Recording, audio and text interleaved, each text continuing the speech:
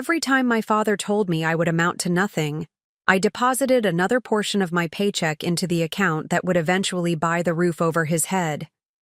He never knew his greatest disappointment had become his secret landlord, until the day his eviction notice arrived with my signature at the bottom. Before we jump back in, tell us where you're tuning in from, and if this story touches you, make sure you're subscribed, because tomorrow, I've saved something extra special for you. Growing up in the shadow of Richard Mercer was like living under a permanent storm cloud. My father wasn't just successful. He was the kind of successful that reshaped everything around him to reflect his own greatness. As the founder and CEO of Mercer Financial Solutions, he had transformed a small investment firm into a regional powerhouse through sheer force of will, uncompromising standards, and a ruthlessness that didn't stop at the threshold of our home. Our sprawling colonial in Westfield Heights wasn't just a house, it was a monument to what Richard Mercer expected from everyone associated with his name: excellence, perfection, results. 3 words that seemed permanently etched into the mahogany paneling of his study, where I'd been summoned countless times to explain why my achievements never quite measured up. "Nathan," he would say, swirling imported scotch in a crystal tumbler that cost more than my first car. "When I was your age, I was already managing client portfolios. What exactly do you have to show for yourself?" The truth was, I had plenty to show. Just nothing he would recognize as valuable. While my father built his empire on aggressive acquisition and high-risk investments, I had quietly developed a different kind of expertise. I understood property, not as trophies to be displayed, but as foundations to be built upon. Where he saw transactions, I saw transformations. But Richard Mercer didn't consider real estate management a proper career, especially not the kind I pursued. Glorified maintenance work, he called it, when I took my first job with Urban Revival Properties after college, instead of accepting the entry-level position he'd arranged at his firm. "You're choosing to be a superintendent over a financial analyst?" he had asked, incredulity and disappointment fighting for dominance in his voice. "This is what 4 years at Cornell amounts to?" What he couldn't or wouldn't see was that Urban Revival wasn't just managing buildings. We were revitalizing neighborhoods, creating affordable housing in communities that needed stability, and generating sustainable returns in the process.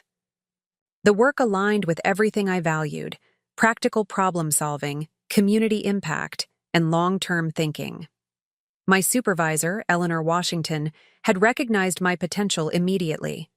A former corporate lawyer who had walked away from a partnership track to pursue community development, she became the mentor my father never was. "Nathan, you have an instinct for this work," she told me after I'd successfully restructured the management of 3 underperforming properties in my first year. "You see the potential in places others have written off." Under Eleanor's guidance, I learned every aspect of the business, from maintenance logistics to tenant relations, from financing models to zoning regulations. I absorbed everything, working longer hours than I ever had studying for my father's approved business courses. The difference was, this didn't feel like work. It felt like purpose. By my 3rd year at Urban Revival, I had developed a reputation as someone who could turn around troubled properties. I lived modestly in a small apartment in one of our renovated buildings, saving most of my salary and bonuses. My father, of course, saw this as further evidence of my failure to launch. 28 years old and living in a converted warehouse," he remarked during one of our increasingly rare family dinners. "Is this really your ambition, Nathan? To be the best educated handyman in the city?" My mother, Catherine, would attempt to redirect these conversations, highlighting some accomplishment she'd gleaned from our private phone calls I made sure to have when I knew my father would be at the office. "Richard, Nathan just received another promotion. He's managing their entire East Side portfolio now," she offered, hope brightening her voice. My father barely looked up from his plate. "East Side of what? That's the wrong side of town to be making any real connections." These dismissals stung less than they once had. I had stopped measuring my worth by Richard Mercer's yardstick. I had my own metrics now: buildings stabilized, tenant satisfaction scores, community programs established, return on investment for our socially conscious investors. By these standards, I wasn't just succeeding, I was excelling. What my father also didn't know, what no one in my family knew, was that I had begun investing personally. Eleanor had encouraged me to put my knowledge to work for myself, not just the company. "Nathan, you understand this market better than people who've been in it twice as long," she told me one evening as we reviewed quarterly reports. "You should be building your own portfolio." Starting small with a rundown duplex, I applied everything I'd learned at Urban Revival. I lived in one unit while renovating the other, then rented out both when I was done. The returns funded my next investment, then the next.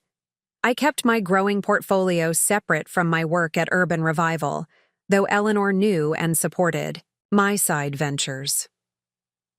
Within 5 years, I owned 7 properties outright, with partial ownership in 3 larger apartment buildings through carefully chosen partnerships. I established Restoration Capital, LLC, as the holding company, intentionally, maintaining a low profile, not out of shame, but strategy. I had learned that some of the best opportunities came when people underestimated you, a lesson inadvertently taught by my father's constant dismissal. I might have continued indefinitely along this parallel track: corporate success at Urban Revival, private wealth building through Restoration Capital, if not for the listing that appeared one Tuesday morning in my regular market scan. 42 Oakmont Drive, my childhood home. At first, I thought it was an error. The Mercer estate wasn't just a house, it was my father's crown jewel, the physical manifestation of his success. He would never sell it. A quick call to my mother confirmed.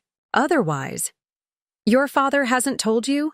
she asked, her voice tight with the strain of navigating between us.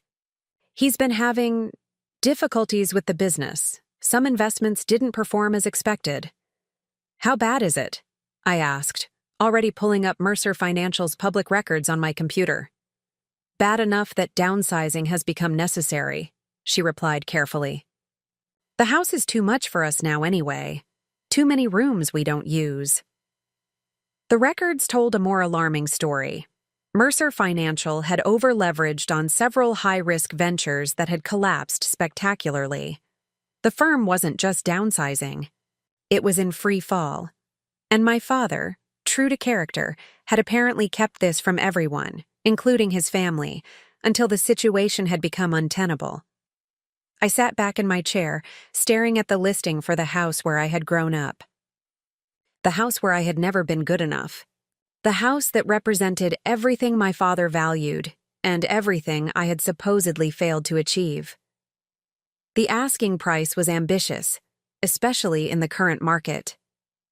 My father was trying to project strength even in retreat. But I knew the property intimately, its true value, its maintenance issues, which the listing conveniently minimized, and exactly how much it meant to Richard Mercer to have it sold to someone worthy of his legacy. As I studied the virtual tour, an idea took shape. A terrible, perfect idea that would either heal the rift between us or sever it permanently. I called my bank and then my attorney. "I want to make an offer," I said, "but through a shell company. The seller can't know who's buying." For the first time in my life, I would use my father's playbook, not to follow in his footsteps, but to show him the path he had missed. I would become the owner of 42 Oakmont Drive, not out of revenge or resentment, but as a final attempt to bridge the chasm between us. If Richard Mercer couldn't respect me as a son, perhaps he would finally see me clearly as a businessman. And if not, well, at least I would own the roof over his head, assuming the leaseback arrangement I planned to offer as part of the deal. I had no idea then how completely this decision would transform both our lives. I only knew that after years of being the invisible son, I was about to become very visible indeed. The real estate market waits for no one, not even when you're Attempting to orchestrate the most significant transaction of your personal and professional life. Making an anonymous offer on my father's house required careful planning and perfect timing. I needed to move quickly before other buyers emerged, yet methodically enough to ensure the purchase remained untraceable to me. My attorney, Sophia Chen, raised an eyebrow when I explained my intentions during our urgent meeting the following morning. "You want to buy your father's house without him knowing it's you?" she clarified, her practiced professional neutrality slipping just enough to reveal her skepticism. "Are you sure this is about business and not something else?" I appreciated her candor. Sophia had handled the legal work for my previous real estate acquisitions, and she knew me as a calculated, emotion-free investor. "It's complicated," I admitted, "but the investment itself makes sense.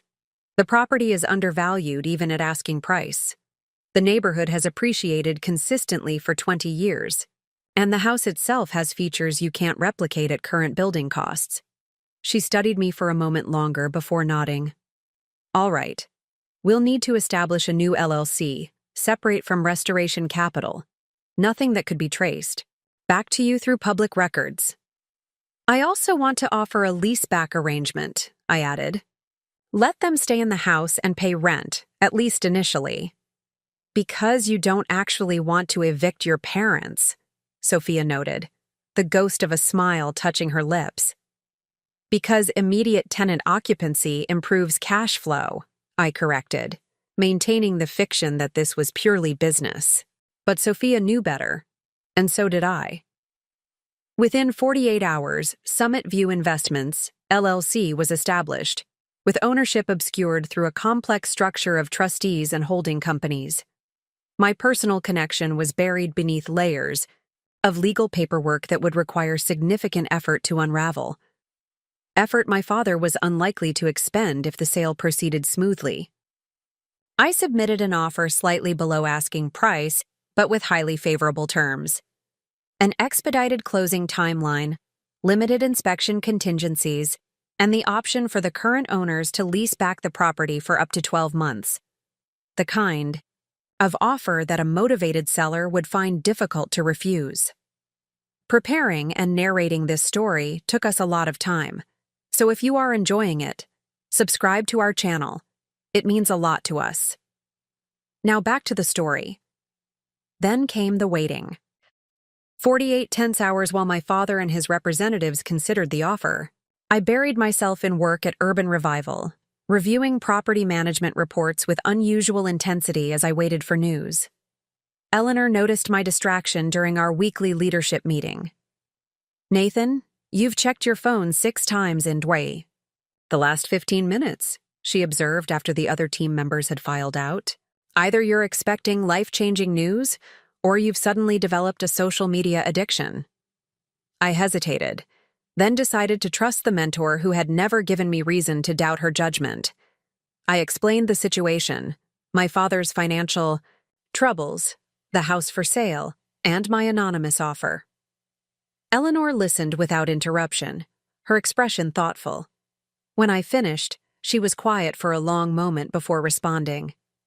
"I understand wanting to prove yourself to your father," she said carefully, "but I'm concerned about the secrecy. In my experience, transactions built on deception rarely end well, even when the intentions are good." "It's not deception," I countered. "It's a legitimate business transaction. The seller doesn't need to know the buyer's identity." "But this isn't just any seller. It's your father.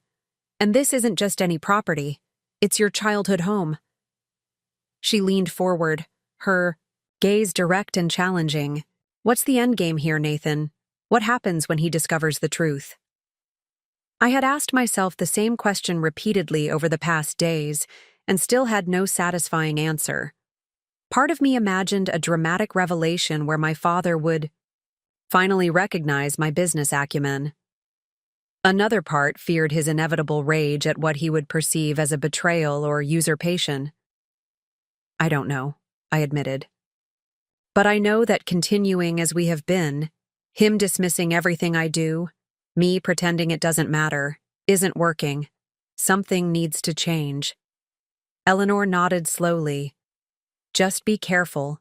The line between proving a point and burning. A bridge can be thinner than we realize.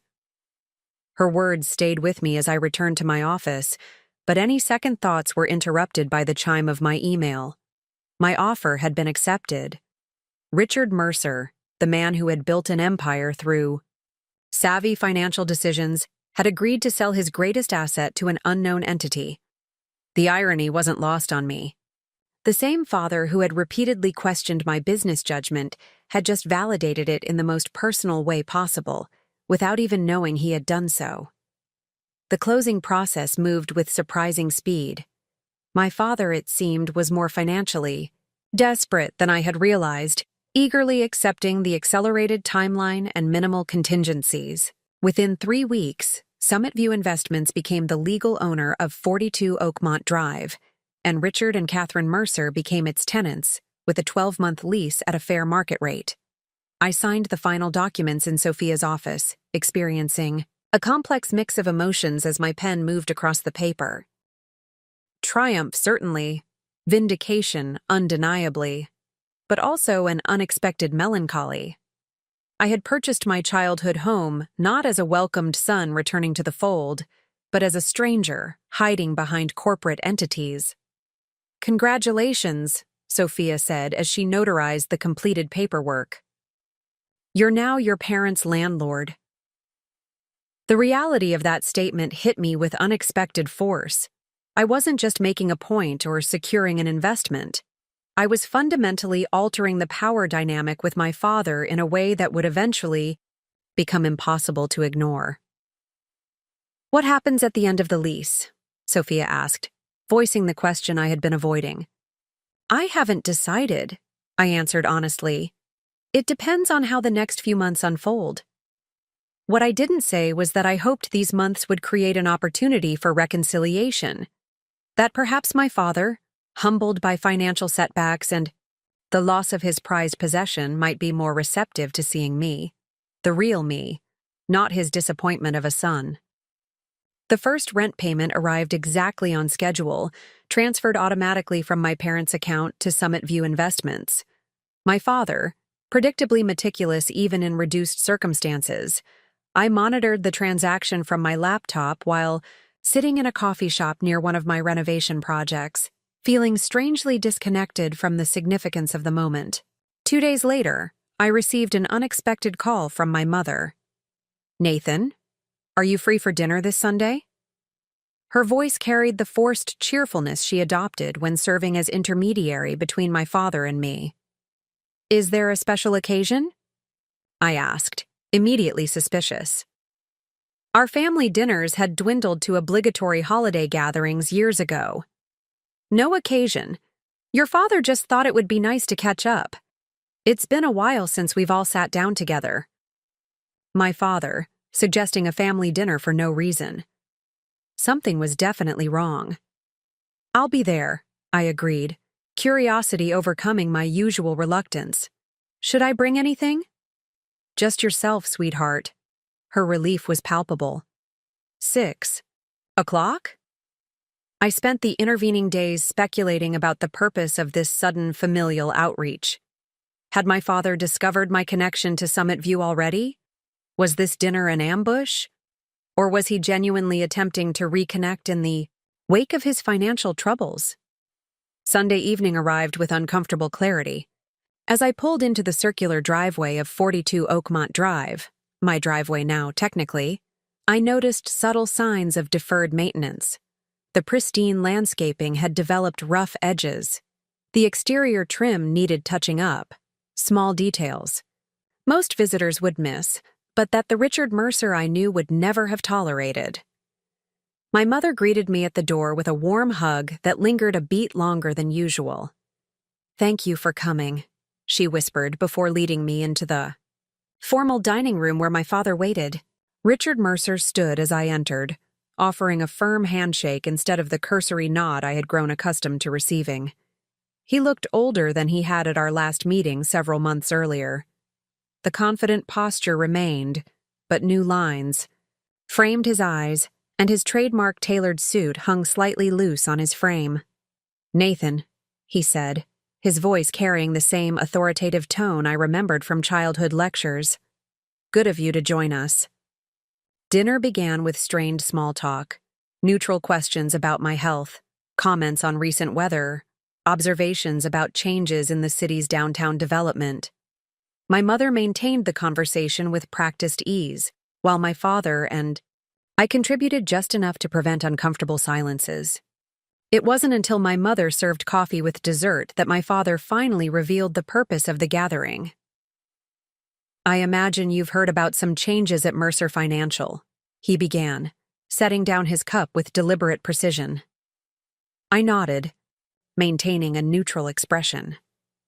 "I understand there have been some challenges." "Challenges," he repeated, a hint of his old sharpness returning. "That's a diplomatic way to put it. The truth is, we're undergoing significant restructuring." Translation: the firm was in serious trouble. My father would never admit to failure, but significant restructuring was as close as he would come.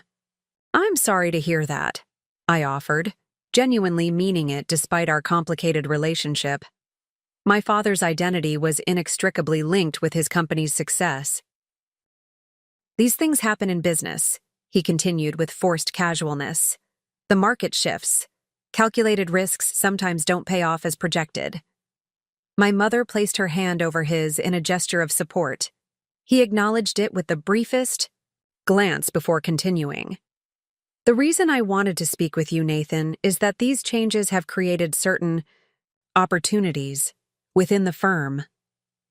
And there it was, the real purpose of this dinner. Not reconciliation, but recruitment. My father needed help, and despite years of dismissing my career choices, he was now extending an olive branch, not out, of respect for my path, but out of necessity for his own. "I'm offering you a position at Mercer Financial," he stated, as though bestowing a great honor. "Assistant Director of Asset Management. It's a significant role with considerable responsibility." I sat back in my chair, processing this unexpected development. After years of being the family disappointment, I was suddenly deemed worthy of a senior position, but only because my father's options had narrowed considerably. "Why now?" I asked simply. My father's jaw tightened almost imperceptibly. "Because you've demonstrated persistence in your chosen field. Those skills could be valuable as we navigate this transition period." Not recognition, not respect, utility. I was being offered a role not because he valued my expertise, but because he needed whatever resources he could marshal. I glanced at my mother, who watched our exchange with barely concealed anxiety. She wanted peace between us, had always wanted it, and would grasp at any opportunity that might bridge the chasm that had developed over the years. "I appreciate the offer," I said carefully. "It's unexpected." "Take some time to consider it," my father replied, interpreting my response as hesitation rather than rejection. "The compensation would be substantially better than what you're currently earning, and it would put you on a proper career trajectory." A proper career. Even now, he couldn't help but diminish my achievements. I wondered briefly how he would react if I revealed that I now owned the very house we were sitting in, that my improper career had positioned me to purchase his most prized possession when his proper career had forced him to sell it. But I held my tongue. This wasn't the moment for revelations. This was a turning point disguised as a dinner invitation, and my response would determine much more than my employment status. "I'll think about it," I promised, knowing already what my answer would be, but wanting time to formulate it properly. As I drove away from 42 Oakmont Drive that evening, I realized I stood at a crossroads far more significant than I had anticipated when making my anonymous purchase. The house had been meant as a statement, perhaps even a reclaiming of power. Now it represented something more complex, leverage in a relationship that had never been equal, and an opportunity to redefine that relationship on entirely new terms. The question was no longer whether I would reveal myself as the owner, but when and how, and to what end. The job offer from my father lingered in my thoughts for days, a Trojan horse of opportunity disguised as reconciliation. I took the time to thoroughly evaluate Mercer Financial's position, gathering information from public filings, industry contacts, and careful conversations with former colleagues who had worked with my father. The picture that emerged was grimmer than he had admitted during our dinner. Mercer Financial hadn't simply experienced a few underperforming investments, it was hemorrhaging clients and capital at an alarming rate. My father had made a series of increasingly risky bets to maintain the firm's growth trajectory, leveraging its previously stellar reputation to attract investors to speculative ventures. When several of these collapsed simultaneously, the damage cascaded throughout the company's portfolio. What surprised me most wasn't the scale of the crisis, but how predictable it had been. The warning signs had been evident for years to anyone looking closely. Overconcentration in volatile sectors, insufficient risk management protocols, and an organizational culture that punished dissenting voices. The very qualities that had made Richard Mercer successful in his early career, boldness, conviction, unyielding confidence, had transformed into liabilities as the market evolved around him. I scheduled a meeting with Eleanor at Urban Revival to discuss both the job offer and my ongoing dilemma regarding the house. We met at a small park near our office building, walking along tree-lined paths as I explained the situation. "He's offering you a senior position to help clean up the mess he created," Eleanor summarized after I finished. "Without acknowledging that your approach to business might have prevented the mess in the first place." "Exactly," I confirmed. "And without knowing that I now own his house." Eleanor stopped walking and turned to face me directly. "Nathan, you're at a critical juncture. The decisions you make now will define not just your relationship with your father, but your own identity, as a businessman and as a person." Her words carried the weight of someone who had faced similar crossroads. Eleanor had walked away from a prestigious law career to pursue work aligned with her values, making difficult choices that alienated former colleagues and even family members. "What would you do?" I asked, valuing her perspective more than, perhaps, anyone else's. She considered the question carefully before responding. "I think you need to look beyond the immediate dynamics of proving yourself to your father or helping him save his company. What outcome serves your long-term vision, both professionally and personally?" It was precisely the right question, one that shifted my focus from the tangled history with my father to my own aspirations and principles.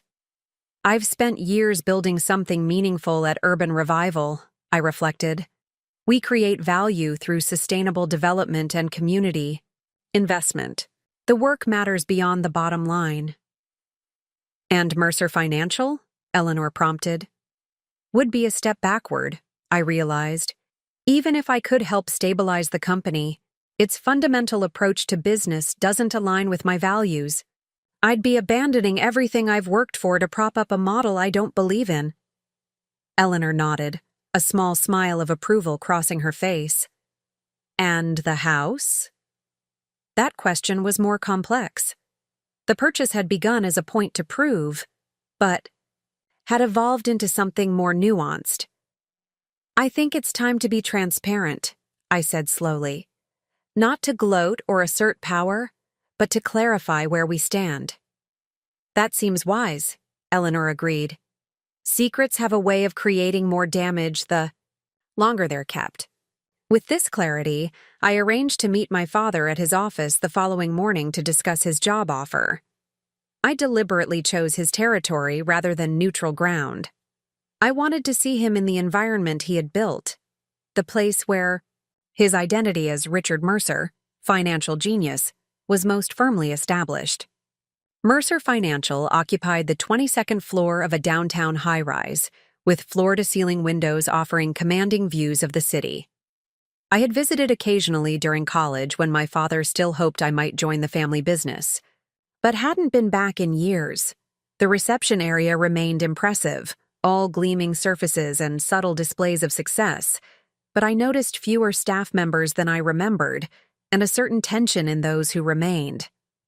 My father's assistant, a woman who had managed his professional life for as long as I could remember, greeted me with professional warmth. "Mr. Mercer is finishing a call.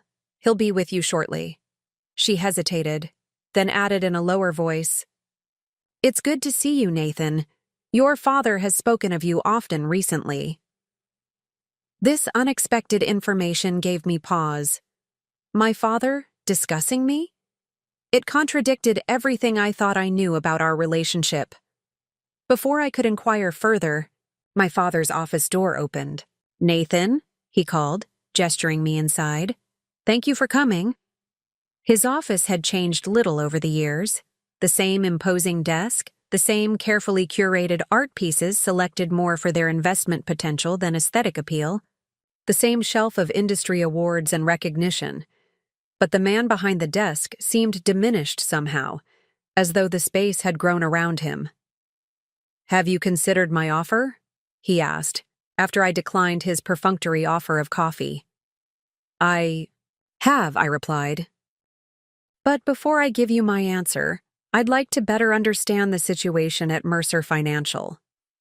A flicker of annoyance crossed his face, the familiar expression I'd seen whenever someone questioned his judgment, but it quickly gave way to resignation. "What would you like to know?" "The truth," I said simply. "Not the version you present to clients or the board, the reality of where things stand." He studied me for a long moment, perhaps weighing how much to reveal. Then, surprisingly, he nodded. "That's fair." He rose from his desk and moved to the window, gazing out at the city below. "The situation is serious. We've lost 40% of our managed assets in the past 18 months.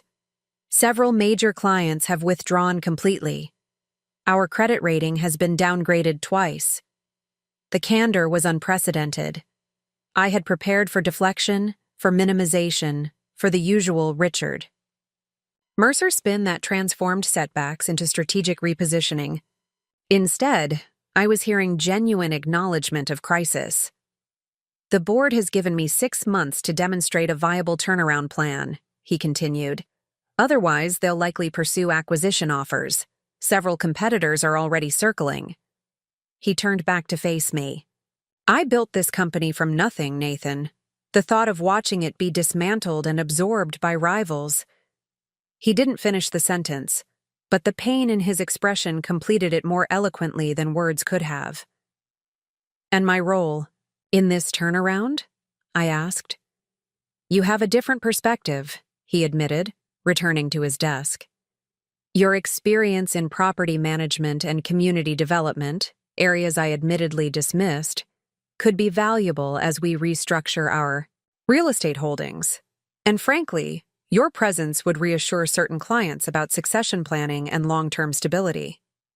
It was the closest thing to respect he had ever expressed for my career choices, yet it still framed my value in terms of utility to him and his company. I wondered if he was capable of seeing me as anything other than an extension of himself and his ambitions. "I appreciate your honesty about the company's position," I said, "and I'm genuinely sorry about the challenges you're facing. But I need to be equally honest with you. I won't be accepting the position." His face hardened, the momentary vulnerability replaced by more familiar disapproval. "May I ask why?" "The compensation package is substantial, Nathan. Far more than you're making in your current role." "It's not about the money," I explained. "Urban Revival is doing important work that aligns with my values. The skills I've developed there aren't just transferable to Mercer Financial. They represent a fundamentally different approach to business and investment." "An approach that clearly hasn't made you wealthy," he observed with a hint of his usual dismissiveness. This was the opening I needed. "Actually, that's not entirely accurate," I said carefully. "I've been pursuing my own investments alongside my work at Urban Revival. My portfolio has performed quite well." Skepticism creased his brow. "What kind of investments?" "Primarily real estate. distressed properties with strong fundamentals in emerging neighborhoods. I paused, knowing the next statement would irrevocably change our conversation. In fact, my most recent acquisition might interest you particularly. Oh? He leaned back in his chair, more curious than concerned. I recently purchased a property through one of my investment vehicles, a colonial in Westfield Heights, 42 Oakmont Drive. The transformation in his expression was immediate, confusion giving way to disbelief, then comprehension, and finally a remarkable combination of anger and respect. You? He said, his voice barely above a whisper. Summit View Investments is yours? I nodded, maintaining steady eye contact. I established it specifically for this transaction. I didn't want my name to influence the sale process. You're our landlord. It wasn't a question, but a statement as he processed this. Revelation. My own son. He stood abruptly, pacing behind his desk. How long have you been planning this? Was this some kind of revenge scheme? It wasn't planned at all, I answered truthfully. I saw the listing, recognized the opportunity, and made a business decision. The same kind you taught me to make. Identifying undervalued assets and moving decisively. He stopped pacing, studying me with new intensity. And now what? Do you intend to evict us when the lease expires? Is that your endgame? I have no intention of evicting you and Mom, I assured him. The leaseback arrangement can continue as long as you wish, or if you prefer to purchase the property back at market value, I'm open to that discussion as well. Purchase it back, he repeated bitterly. From my son. The property I bought before you were born. He shook his head, a harsh laugh escaping him. The irony is spectacular. This isn't about humiliating you, I said firmly. It's about establishing that I've built something substantial through methods you've consistently dismissed. I don't need to rescue Mercer Financial to prove my worth as a businessman or as your son. The words hung between us, reshaping the air in the room. For perhaps the first time in our relationship, we were speaking as equals, not in status or achievement necessarily, but in the fundamental dignity of our respective positions.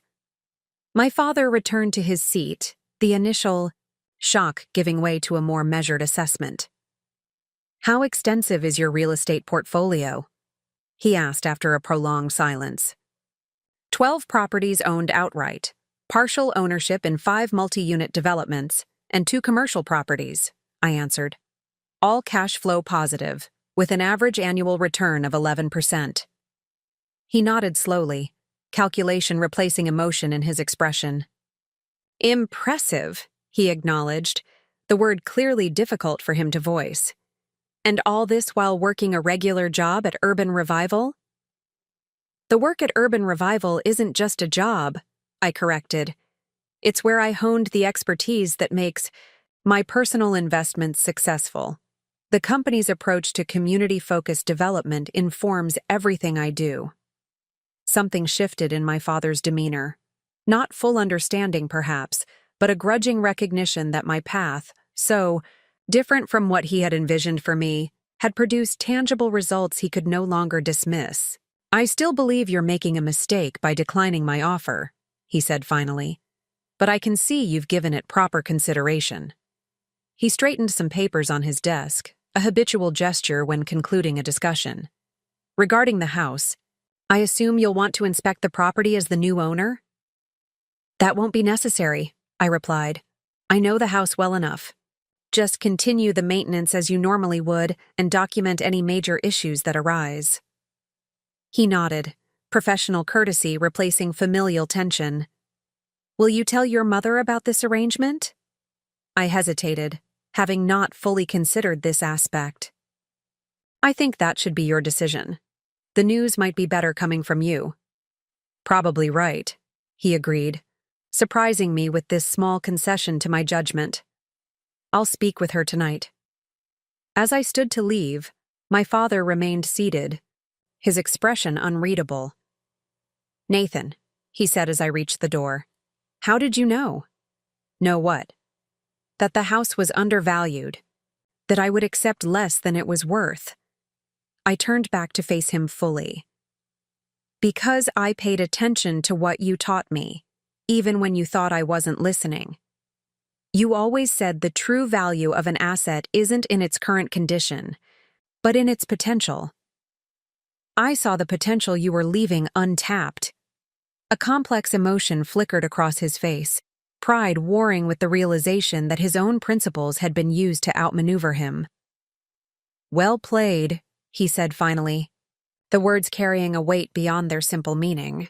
As I left Mercer Financial that morning, I felt neither triumph nor vindication, but something more nuanced, the quiet satisfaction of having finally been seen, if not fully understood, by the man whose approval I had stopped seeking years. The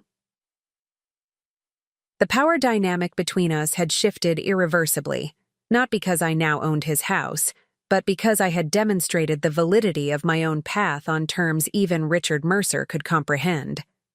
The conversation marked a beginning rather than an end, the first exchange of many that would gradually reconstruct our relationship on a foundation of mutual respect rather than patriarchal authority. That transformation wouldn't happen overnight, but the ground had been prepared for something new to grow. 3 days after revealing myself as the owner of my father's house, I received an unexpected visitor at my office. I was reviewing plans for a mixed-use development in a formerly industrial neighborhood when my assistant knocked on my door. "There's a Catherine Mercer here to see you," she announced, clearly unaware of the significance. "She doesn't have an appointment, but she insists it's important." My mother rarely made unscheduled appearances anywhere, let alone at my workplace. Her life had always been meticulously organized around my father's schedule and preferences. This spontaneous visit signaled something serious. "Send her in," I said, quickly clearing space on my desk and standing to greet her. She entered hesitantly, looking out of place among the practical furnishings of my office with her designer handbag and carefully styled hair. But beneath the polished exterior, I noticed signs of strain, shadows under her eyes inadequately, concealed by makeup, a slight tremor in her hands as she declined my offer of coffee. "I assume Dad told you about the house," I said after we'd exchanged awkward pleasantries. "Yes." She settled into the chair opposite my desk, smoothing her skirt with practiced precision. Though I had to press him for details, he was uncharacteristically reticent about the whole situation. I could imagine my father's reluctance to admit the full circumstances to his wife. Richard Mercer did not easily acknowledge being outmaneuvered, even, perhaps especially, by his own son. "I wanted to understand your thinking," my mother continued, her voice carefully neutral. "This seems like an unusual business decision." There was something in her phrasing that gave me pause. My mother had always been more perceptive than she led on, operating within the confines of her traditional marriage while maintaining her own quiet observations. "The property represents a sound investment," I explained, adopting the professional tone I would use with any client. "Prime location, excellent structural fundamentals, below market acquisition price." She nodded slowly, unconvinced. "And the fact that it's our family home? That it's where you grew up? That had no bearing on your decision?" I hesitated, weighing honesty against diplomatic evasion. This was my mother, who had always tried to bridge the gap between my father and me, often at her own emotional expense. "It wasn't the deciding factor," I admitted, "but I can't say it was irrelevant." She studied me with the kind of focused attention she rarely displayed publicly, habitually deferring to my father's more dominant presence. "Nathan, I'm not here to judge your actions. I just want to understand what you hope to achieve." Her directness surprised me. Throughout my childhood, she had been the mediator, the smoother of rough edges, never confronting issues head-on when they could be addressed obliquely. "Honestly, I'm not entirely sure," I conceded. When I saw the listing, it felt like an opportunity I couldn't ignore. Not just financially, but I trailed off, searching for the right words. Symbolically? She finished for me. Yes. She sighed, glancing around my office, taking in the framed certificates, the project renderings on the walls, the visible evidence of a career my father had consistently undervalued. Your father is a proud man, she said after a moment. Too proud, often. He's built his identity around never failing, never showing weakness. This situation, selling the house, the company's troubles, and now discovering you're his landlord, it's devastating for him. I felt a flicker of guilt, quickly suppressed. I didn't create his financial problems, and I offered fair market value for the house. I'm not suggesting you did anything wrong, she clarified. I'm trying to help you understand what might come next. Richard doesn't accept defeat easily. He'll look for ways to reassert control. Her warning carried the weight of 35 years of marriage to a man who viewed life as a series of transactions to be won. She knew his playbook better than anyone. What exactly are you suggesting? I asked. Just be prepared, she advised. Your father admires strategic thinking, even when it works against him. But he also believes the game never truly ends until he decides it's over. As if confirming her prediction, my phone buzzed with an email notification. I glanced down to see a message from Mercer Financial's corporate counsel requesting an urgent meeting regarding the Oakmont property situation. My father wasn't wasting any time. I think I just got a preview of his next move, I said, showing her the message. My mother's expression combined resignation with a hint of admiration. Predictable. He's shifting to legal terrain where he feels confident. Does he have any grounds to challenge the sale? I wondered aloud, mentally reviewing the transaction details. Almost certainly not, she replied with surprising confidence. The sale was properly executed through licensed brokers and attorneys, but that won't stop him from looking for leverage. She gathered her purse, preparing to leave.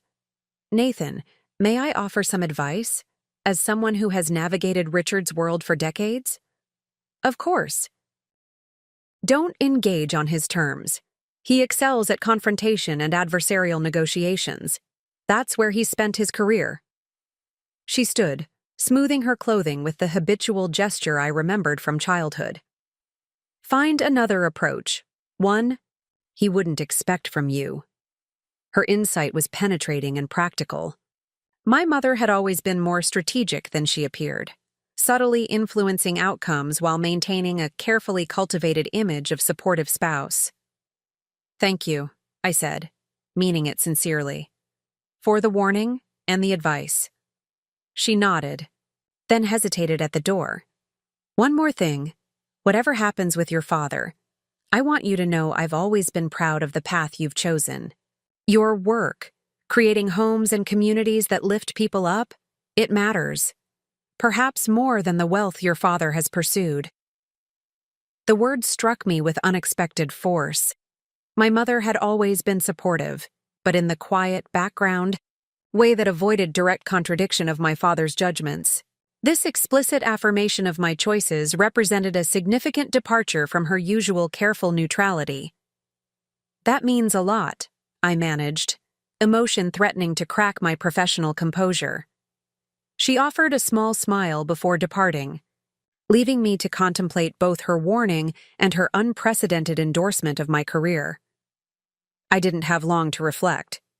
Within an hour, Sophia Chen called to inform me that Mercer Financial's attorneys had requested all documentation related to the house purchase, citing concerns about potential conflicts of interest and disclosure issues. They're fishing, Sophia assessed bluntly. The transaction was clean, but they'll look for any technical violation or procedural irregularity they can use as leverage. What's the worst-case scenario? I asked. Realistically, they might find grounds to delay the closing process if it weren't already completed, or they could potentially pursue damages if they could prove you had insider information that affected The sale price. She paused. But Nathan, we were meticulous with this transaction. Every disclosure was properly made. The offer was fair and transparently presented. Their posturing, not presenting a genuine legal threat. I appreciated her confidence but remained unsettled. My father had built his career on identifying and exploiting weaknesses others had missed. If there was a vulnerability in the transaction, he would find it. That evening, I received a second, more direct communication, a text message from my father himself. We need to discuss terms for moving forward. Dinner tomorrow, 7 p.m., Carlton Restaurant. Just us. The Carlton was my father's preferred venue for high-stakes business negotiations. Expensive enough to impress, private enough for sensitive discussions. His choice of location sent a clear message. This was a business matter, not a family. 1. I confirmed the appointment and spent the next day preparing as I would for any critical negotiation. I reviewed all documents related to the property purchase, consulted with Sophia about potential legal challenges, and even researched recent comparable sales in the neighborhood to reaffirm the fairness of my offer price. When I arrived at the IAE Carlton the following evening, my father was already seated at his usual corner table, a glass of scotch before him. He rose as I approached, offering a handshake rather than any warmer greeting. "Thank you for coming," he said, resuming his seat as the waiter appeared to take my drink order. We observed the rituals of fine dining with practiced precision, discussing the menu, ordering appropriate wines, exchanging minimal pleasantries about the restaurant's recent renovation. Only after our appetizers arrived did my father broach the actual purpose of our meeting. "My attorneys have reviewed the Oakmont property transaction," he began, his tone deliberately casual. "They've identified several areas of concern. Such as?" I maintained an equally measured tone. Potential non-disclosure of material information, possible manipulation of the bidding process, questions about the legitimacy of Summit View as a properly registered investment entity. He took a careful sip of his wine. Nothing definitively actionable, perhaps, but enough to justify extended legal examination. Translation. He didn't have a real case, but he could make things difficult and expensive if he chose to pursue it. That sounds like a threat, I observed. "A reality assessment," he corrected. "Protracted legal challenges benefit neither of us. They're costly, time-consuming, and potentially damaging to both our reputations." "What exactly are you proposing?" I asked, cutting through the preamble. He set down his glass, leaning forward slightly. "A clean resolution. You sell the property back to me at your purchase price. No profit, no loss. I'll cover all associated transaction costs. In exchange, I'll drop any potential legal inquiries." I had anticipated something along these lines, an attempt to undo what he perceived as a humiliating reversal of fortune. But the directness of his approach surprised me. No pretense of family reconciliation, just a business-like proposal to restore the status quo. "And if I decline?" I asked. "Then we proceed with a comprehensive legal review of the transaction," he replied evenly. "Which will inevitably become public, potentially affecting your standing with Urban Revival and your other investment partners." My mother's warning echoed in my mind. This was indeed my father's preferred terrain: direct confrontation, implicit threats, forcing his opponent to choose between capitulation and costly resistance. I could have responded in kind. Could have pointed out that any investigation would likely reveal more about Mercer Financial's troubles than any impropriety in my purchase. Could have countered his threat with one of my own, perhaps raising the possibility of increasing the rent or declining to renew the lease. But that would mean engaging on his terms, exactly as my mother had cautioned against. Instead, I considered what approach would be most unexpected coming from me. What would Richard Mercer least anticipate from his disappointing son? "I understand your position," I said finally. "And I appreciate your directness. But I think we're approaching this from the wrong angle entirely." He raised an eyebrow, skepticism evident. How so? We're treating this as a zero-sum game. You win, I lose, or vice versa. That's never been my approach to business, and frankly, it's not the approach that builds sustainable value. Spare me the community development philosophy, he said dismissively. This is about a specific property and a specific transaction. Actually, it's about much more than that, I countered. It's about two different visions for creating value and measuring success. And I think there's an opportunity here that we're both missing. Curiosity temporarily overcame his defensiveness. What opportunity? A partnership, I said simply. Not with Mercer Financial, but between you and me directly. A new venture that combines your experience with my approach to community-focused development. The suggestion clearly caught him off guard. He had prepared for confrontation or capitulation, not collaboration. What exactly are you proposing? I retain ownership of the house for now, and you continue living there under the current lease arrangement. But we establish a new investment fund focused on revitalizing neighborhoods similar to the East Side projects I've been working on at Urban Revival. You contribute your financial expertise and connections. I contribute my development experience and community relationships. He studied me with narrowed eyes, attempting to identify the trap or trick in my proposal. Why would this approach benefit either of us more than a clean break? Because it creates new value instead of simply redistributing existing assets, I explained. The kind of projects I specialize in generate returns that meet or exceed market rates while also building community wealth and stability. Your expertise in structuring financial instruments could help scale these models beyond what I could achieve independently. I could see the calculations happening behind his eyes, not just financial projections, but assessment of motives and potential outcomes. My father never accepted a deal without thoroughly understanding its implications from every angle. You're serious about this, he said finally, less a question than a realization. Completely. I'm not interested in humiliating you or undoing your legacy. I'm interested in building something meaningful that incorporates the best of what we both bring to the table. A complex array of emotions crossed his face: suspicion, pride, reluctance, and something that might have been respect. I'd need to see detailed projections, historical performance data, risk assessments. Of course, I have comprehensive documentation on all my previous projects, including IRR calculations and social impact metrics. He nodded slowly, professional interest temporarily overriding personal dynamics. And ownership structure? Decision-making? Authority?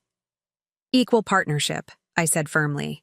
Different responsibilities based on our respective expertise, but equal authority on major decisions. Transparent governance from the outset. The remaining tension in his posture suggested he wasn't fully convinced, but his expression had shifted from confrontational to analytical.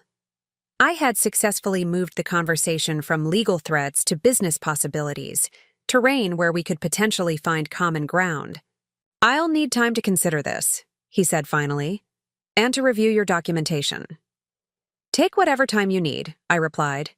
This isn't a limited time offer. It's a genuine proposal for a potentially valuable long-term collaboration.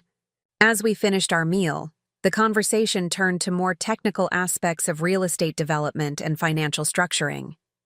For perhaps the first time in our relationship, we were discussing business as colleagues rather than as father and son, each acknowledging the other's expertise in their respective domains.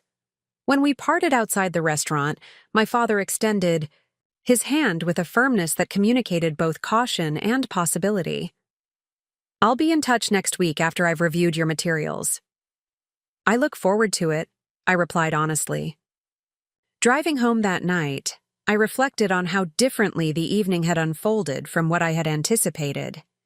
I had expected ultimatums and power plays, not the tentative beginning of a professional partnership. Whether my father would ultimately Embrace the proposal remained uncertain, but I had successfully changed the nature of our interaction. From adversaries fighting over the past to potential collaborators building something new. The house that had once symbolized my father's success and my inadequacy in his eyes might yet become the foundation for a relationship based on mutual respect rather than patriarchal authority. The transformation wouldn't happen overnight, and the path forward would undoubtedly include setbacks and disagreements, but for the first time, I could envision a future where Richard Mercer and I related to each other as equals, each valued for our distinct contributions rather than measured against a single standard of success. That possibility, more than any property acquisition or financial victory, represented the true opportunity emerging from our conflict. A week passed with no word from my father. Then, too, I continued my work at Urban Revival, deliberately giving him space to consider my partnership proposal without pressure. Eleanor noticed my distraction during our weekly strategy meeting. "The situation with your father still unresolved?" she asked as we walked to the site of our newest project, a former warehouse being converted into affordable artist studios and low-income housing. "He's taking his time to respond," I explained. "Which is actually a positive sign. If he'd rejected the idea outright, I would have heard immediately."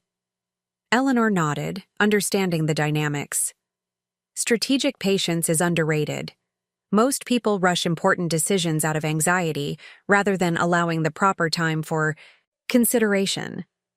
We toured the construction site, discussing material selections and timeline adjustments. I appreciated the concrete problems of building rehabilitation. The straightforward challenges of structural engineering and budget management were refreshingly simple compared to the complex emotional terrain I was navigating with my father. That evening, I received an unexpected call from my mother. "Your father would like to meet again," she said without preamble. "But not at the restaurant. He's asking if you could come to the house tomorrow evening." The location change was significant. The house represented both the tangible asset at the center of our conflict and the emotional backdrop of our complicated history. By meeting there, my father was acknowledging both dimensions of our situation. "What's his frame of mind?" I asked, trying to gauge what to expect. "Thoughtful," she replied after a moment's consideration. "He's been unusually quiet, spending hours in his study with your proposal documents. I haven't seen him this focused on something outside of Mercer Financial in years." The next evening, I parked in the driveway of 42 Oakmont Drive with a strange mixture of emotions. As both the homeowner and the son, I occupied dual roles that created an almost surreal dissonance. Should I knock on the door of my own property? Should I use the key I now legally possessed but had never used? I opted to knock, maintaining the social boundaries that seemed appropriate given the circumstances. My mother answered, greeting me with a warmer embrace than usual. "He's in the study," she said, her tone conveying more than her words. "He's been preparing for this conversation all day." The study had always been my father's inner sanctum, the place where he made his most significant decisions, and where my childhood transgressions had been judged and sentenced. Entering it now as an adult, as a property owner, as a potential business partner rather than a disappointing son, I was struck by how the space had simultaneously shrunk and retained its psychological power. My father stood as I entered, not behind his desk as I expected, but beside the fireplace where two chairs had been arranged facing each other. Another departure from the expected script. "Nathan," he greeted me, gesturing to the chairs. "Thank you for coming." We sat, and I waited for him to begin. He had called this meeting. It was his move to make. "I've spent considerable time reviewing your proposal and researching your previous projects," he said, his tone businesslike but lacking its usual edge. "There are aspects of your approach that I find intriguing." Coming from Richard Mercer, this qualified as effusive praise. I nodded, allowing him to continue without interruption. The Riverfront Commons project in particular demonstrated unusual financial architecture he noted. The combination of tax credit syndication, private investment, and community ownership stakes created returns that substantially outperformed the market while limiting downside risk. I was surprised by his detailed knowledge of one of my most complex deals. It took nearly 18 months to structure that transaction, I acknowledged. The legal work alone was a significant percentage of the overall development cost. He nodded, professional appreciation visible beneath his usual reserve, creative use of the Opportunity Zone provisions, and the community benefit agreement protected the investment from the kind of local opposition that often delays or derails projects in transitional neighborhoods. We discussed several other developments I had overseen, my father demonstrating a thorough understanding of not just the financial mechanics, but the underlying community development principles. He had clearly done his homework, approaching my work with the same analytical rigor he applied to potential acquisitions for his own firm. After nearly an hour of substantive discussion, he leaned back in his chair, expression shifting from professional assessment to something more personal. "You've built something impressive, Nathan," he said finally. "Not in the way I would have done it, certainly, but the results are undeniable. From anyone else, this might have seemed like faint praise. From Richard Mercer, the man who had spent decades dismissing my career choices, it represented a seismic shift in perspective." "Thank you," I said simply, recognizing the significance of the moment without overplaying it. He rose, moving to his desk where several documents were arranged with characteristic precision. "I've drafted a preliminary structure for the partnership you proposed. It's not an acceptance. There are details we would need to negotiate, but it's a framework for discussion." I joined him at the desk, examining the documents with professional interest. True to form, my father had created a comprehensive outline covering everything from capital contribution requirements to decision-making protocols to profit distribution formulas. The level of detail reflected serious consideration rather than perfunctory response. "This is thorough," I observed, genuinely impressed by the quality of his analysis. "You've addressed several structural challenges I hadn't fully resolved in my initial concept." "Experience has its advantages," he remarked, the closest he would come to reminding me of his decades in the business. "The governance structure in particular needs refinement. Equal authority sounds reasonable in principle, but in practice, deadlocks can paralyze operations. I've suggested an alternative approach on page 4. We spent the next 2 hours in detailed discussion of the partnership structure, occasionally disagreeing but always maintaining professional respect. My father's expertise in financial structuring complemented my on-the-ground development experience in ways that gradually revealed the genuine potential of our collaboration. As the evening progressed, I became increasingly aware of my mother, occasionally passing by the study door, visibly relieved at the civilized tone of our interaction. For perhaps the first time in her marriage, she was witnessing something she had long desired but never experienced. Her husband and son engaged in mutually respectful dialogue. Around 11, my father finally gathered the documents, signaling an end to our discussion. "I think we've made good progress," he said, the formal phrasing disguising what seemed like genuine satisfaction. "There are still significant details to resolve, but the fundamental concept appears viable." I agreed, standing to leave. But as I prepared to depart, my father remained by his desk, an uncharacteristic hesitation in his posture. "There's another matter we should address," he said finally, "the house." I had wondered when this would resurface.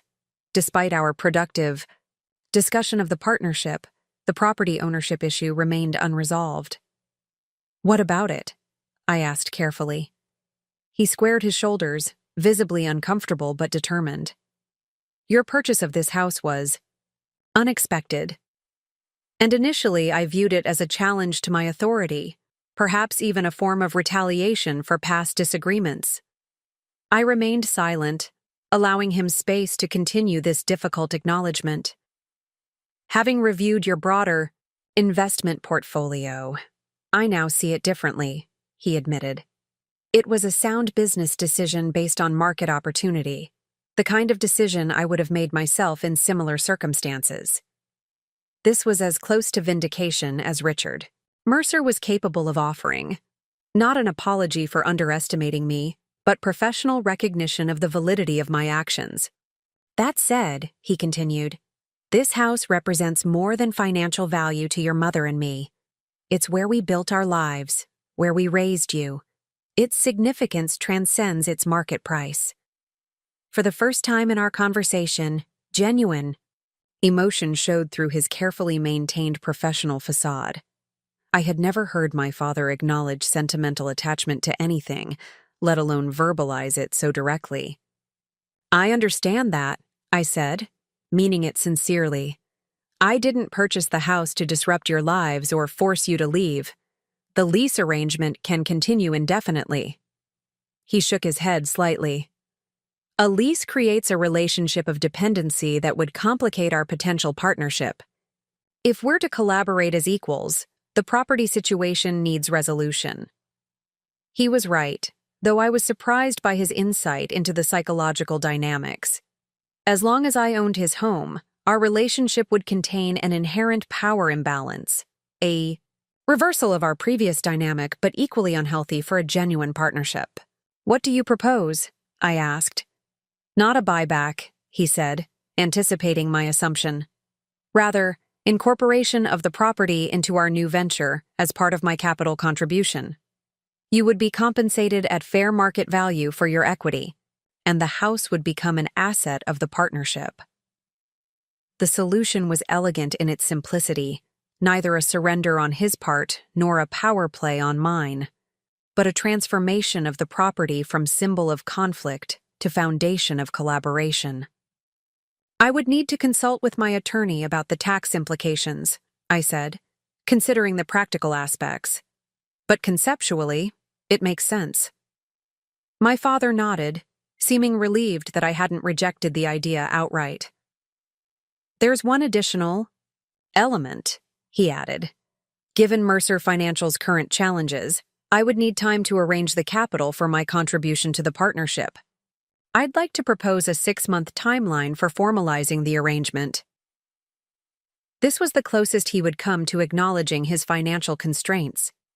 Even now, with his company in crisis and his personal finances strained, Richard Mercer couldn't directly admit vulnerability. That seems reasonable, I agreed, recognizing both the practical necessity and the importance of allowing him to maintain dignity. We can use that time to refine the partnership structure and begin identifying potential projects.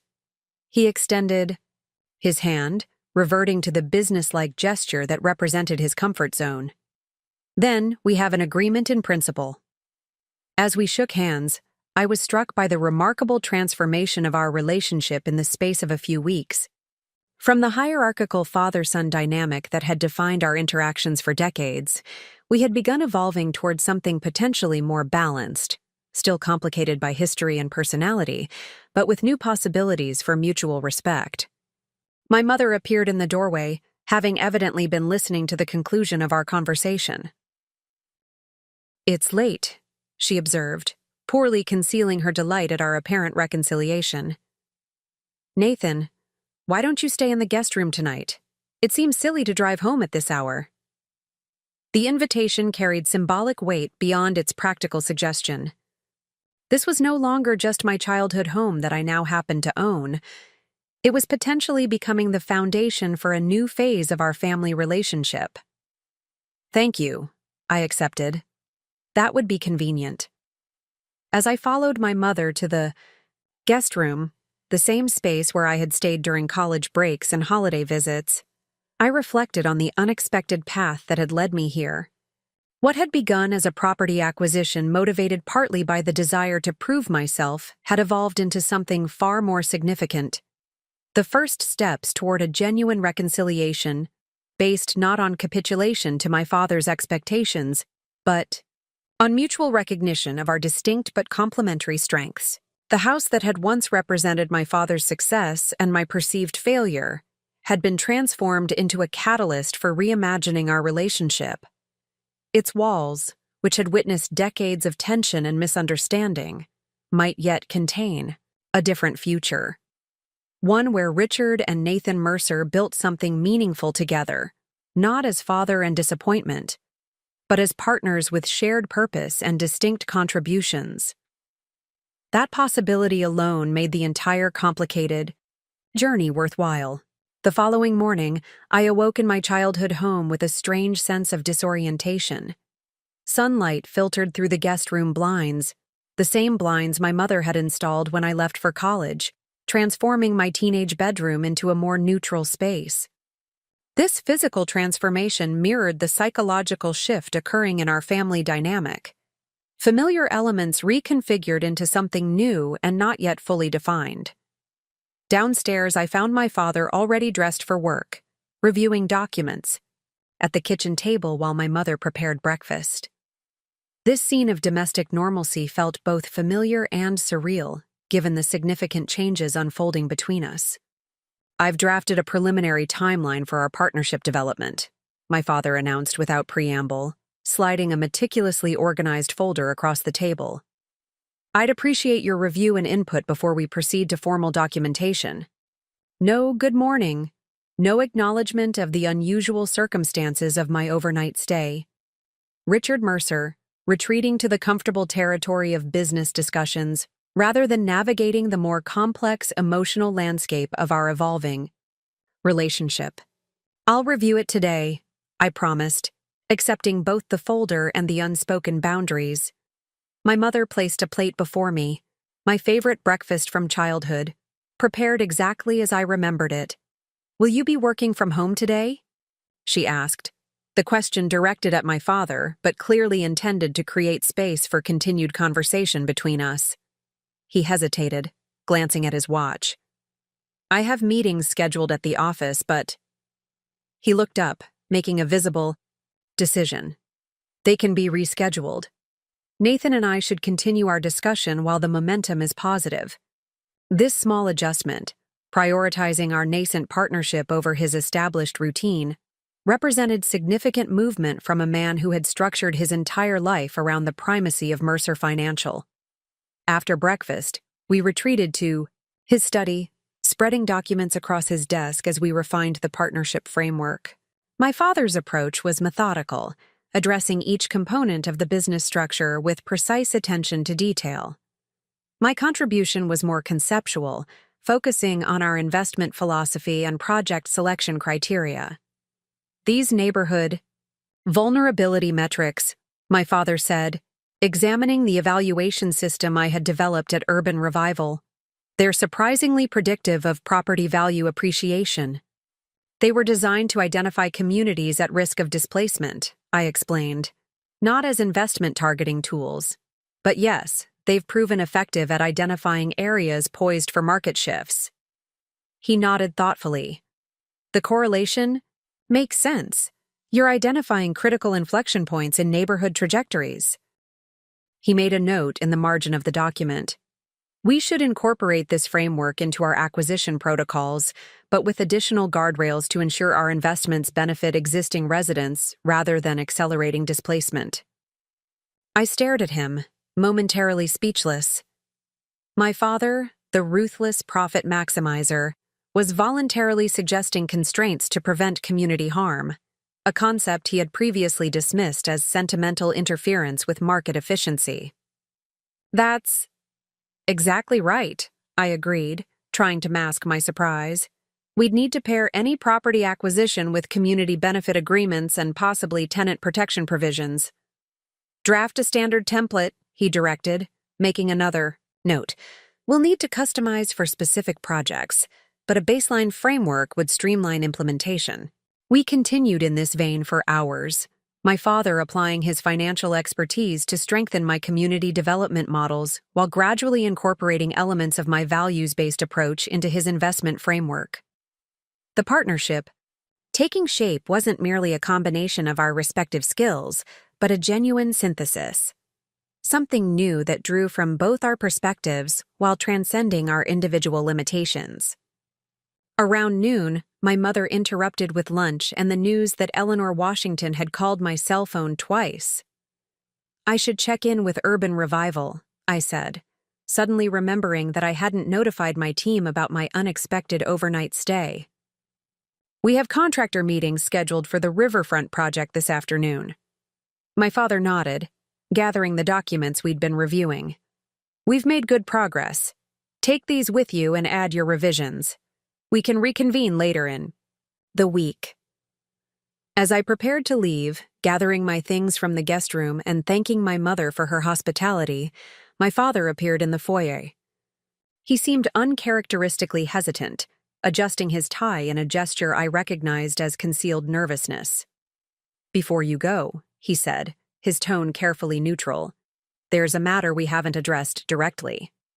I waited, unsure what aspect of our evolving arrangement remained unresolved. "Your continued role at Urban Revival," he clarified. "The partnership we're discussing would require significant time commitment. Have you considered how to balance these responsibilities?" The question was reasonable from a business perspective, but carried complex undertones. Was he genuinely concerned about practical logistics, or was this the beginning of a more familiar pattern? My father expecting my priorities to align with his even as our relationship evolved. "I have," I replied carefully. "Eleanor and I have been implementing a leadership expansion plan for the past year. Several project managers are ready for increased responsibility, which would allow me to reduce my direct operational involvement, while maintaining my strategic role." He nodded, processing this information with his usual calculation. "And Eleanor? How would she view your involvement in a separate venture?" "She's always encouraged me to expand my independent investments," I explained. "She understands the value of cross-pollination between different approaches to community development." My father absorbed this, then asked the question that revealed his deeper concern. Would she see our partnership as contradicting Urban Revival's mission? And there it was. Not just logistical concern, but awareness of the potential value, conflict between his profit-focused history and the community-centered organization that had shaped my professional identity. This recognition of competing ethical frameworks represented a level of self-awareness I had rarely glimpsed in Richard Mercer. "It would depend on the specific projects we undertake and how we structure community benefits," I answered honestly. "Eleanor isn't opposed to profit in principle. Urban Revival generates consistent returns for its investors. But she would expect genuine commitment to community impact, not just cosmetic social responsibility." He considered this, then made a decision. "Invite her to review our partnership framework once we've completed the initial draft. Her perspective could be valuable, and her support, or at least her understanding, would be advantageous for implementation." This willingness to subject his plans to external evaluation, particularly from someone representing a value system he had previously dismissed, was unprecedented. Richard Mercer had spent decades as the unquestioned authority in his domain, resistant to outside influence or criticism. "I think that's an excellent idea," I agreed, careful not to overemphasize the significance of this concession. "Eleanor has extensive experience with multi-stakeholder ventures. Her input could strengthen our model." As I drove from Oakmont Drive to the Urban Revival offices, I reflected on the remarkable evolution in my father's approach. The man who had once dismissed my career choice as naive do-goodism was now proposing a business structure that integrated community benefit considerations. The father who had repeatedly labeled me a failure was now acknowledging the value of my professional expertise. Eleanor was waiting in my office when I arrived, curiosity evident in her expression. "Overnight strategy session with your father?" she asked, her tone suggesting she found the situation both surprising and intriguing. I explained the developments of the past 24 hours, the productive discussion of the partnership framework, the proposed resolution of the house ownership, and most significantly, my father's request for her eventual review of our business model. Richard Mercer wants my opinion? Eleanor repeated, genuine astonishment breaking through her usual composure. The same Richard Mercer who once said community development was charity masquerading as business?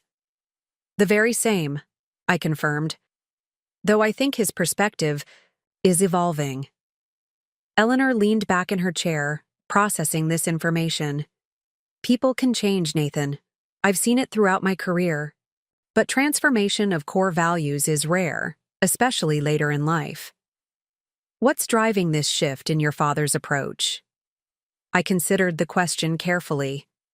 Multiple factors, I think. The financial difficulties at Mercer Financial have forced him to reconsider his business assumptions. The house purchase demonstrated that my approach generates tangible results. And perhaps... I hesitated, reluctant to overinterpret. Perhaps he's reaching an age where legacy concerns begin to outweigh short-term profit motives. Eleanor nodded thoughtfully. All plausible drivers, but be careful about assuming too much change too quickly. Old patterns reassert themselves under stress, especially in family dynamics. I'm proceeding with optimistic caution, I assured her. The partnership has genuine business merit regardless of its impact on our personal relationship. Speaking of business merit, Eleanor transitioned, retrieving a folder from her bag. We need to discuss the Eastside Community Trust proposal. The City Council vote is scheduled for next week, and we need to finalize our presentation.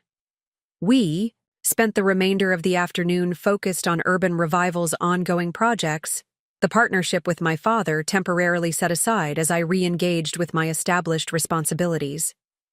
The familiar challenges of community development work, navigating zoning regulations, balancing diverse stakeholder interests, securing appropriate financing, provided a grounding counterpoint to the uncertain terrain of family reconciliation.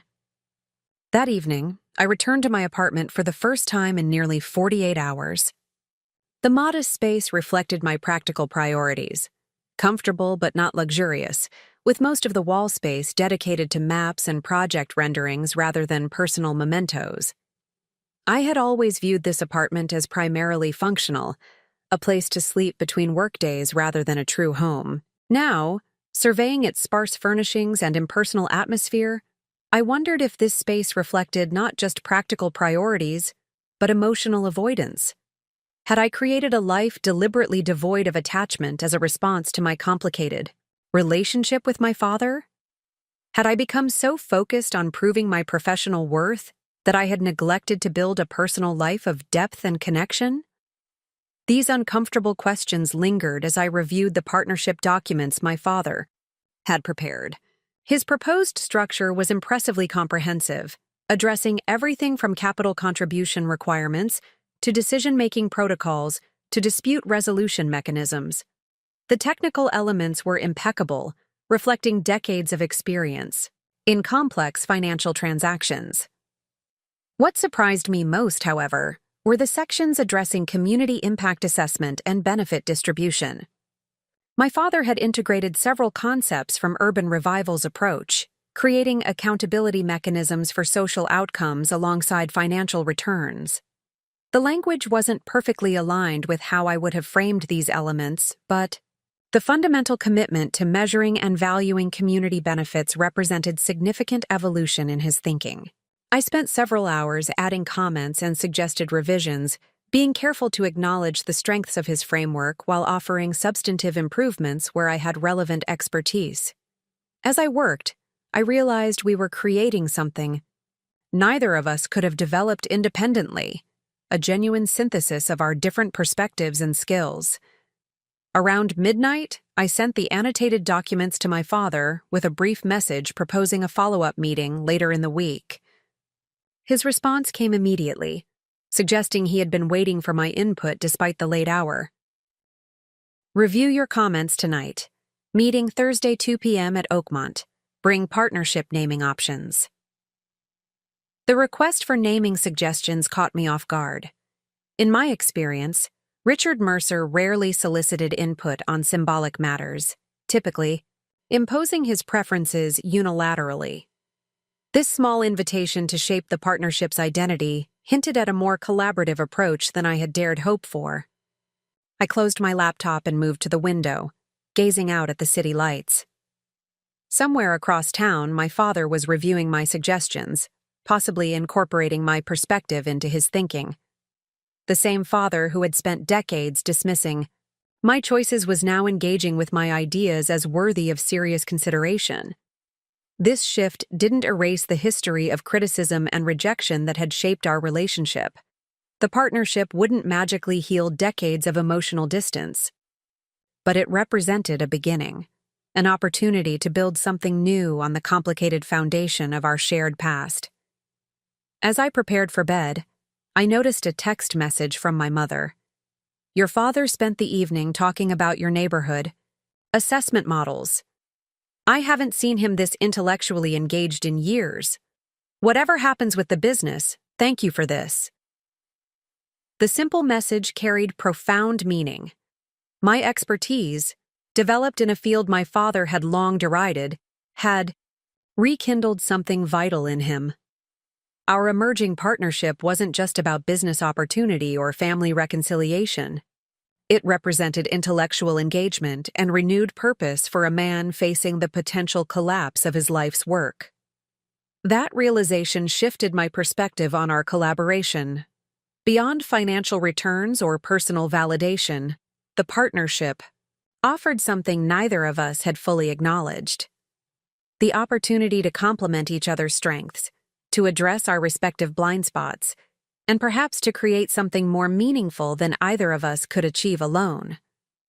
With this broader purpose in mind, I began jotting down potential partnership names, searching for language that would capture not just our business focus, but the underlying values convergence that made our collaboration uniquely promising. By the time I finally slept, I had settled on a frontrunner that I hoped would resonate with my father: Legacy Foundation Partners, a name that acknowledged both our family connection and our shared commitment to building something of lasting value. Thursday afternoon arrived with unexpected complications.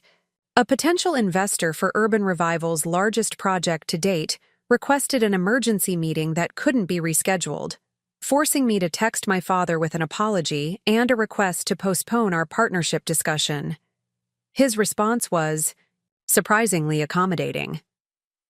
Business priorities understood, rescheduled for Saturday 10 a.m., better timing anyway, some developments to discuss.